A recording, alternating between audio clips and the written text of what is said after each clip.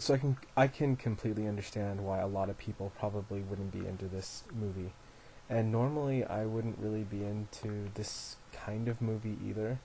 A lot of the reason why I think this movie was good has a lot to do with just the directing, and the story is like pretty good. But I've seen movies with a better script be not as good, but this movie was really effective and at times really creepy. Without Because I like this movie, I don't want to give away too much about the plot, and it's kind of a really difficult movie to talk about without giving away the plot. But I'm going to go ahead and make an attempt at it anyways. Um, the movie's about stars Emily Blunt and the son from History of Violence.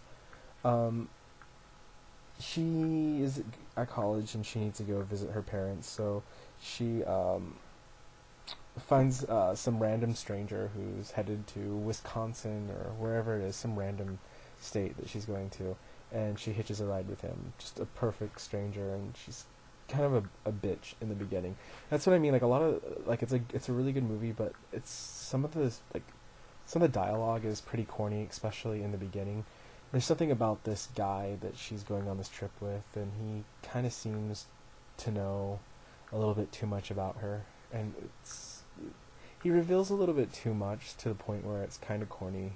And at first, I really thought this movie was going to suck, but then as the movie gets going, and eventually, they try to take a shortcut, and they go down this like isolated road, and they go off the road, and that's kind of when things start getting really bizarre.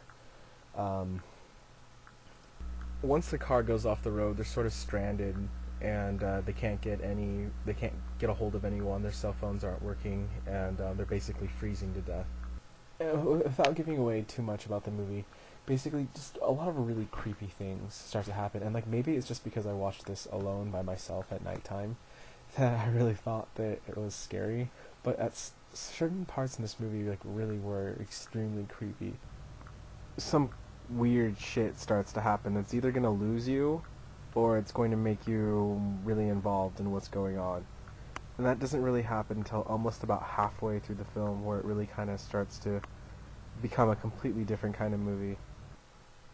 So basically, there's like all these different so there was all these different ideas that kept going through my head as far as like what was going to happen, or what the ending was.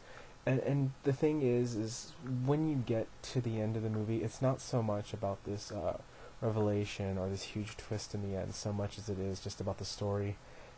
And the story sort of unfolds as the movie goes along, and the story just sort of feels like something that like when you were a kid that you would have heard while camping, like around a campfire, like just some crazy story. It's not extremely complex, the story in it, but it is really good. If you haven't seen this movie, it's definitely a film that I recommend watching.